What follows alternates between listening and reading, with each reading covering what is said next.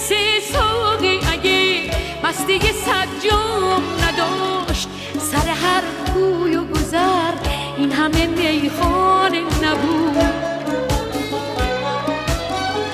من و جام می و دل نقش تو در باده ناب، خلوتی بود که در آن ره بیگانه نبود. کاش آن تب که تو را سوخت مرا سوخته بود.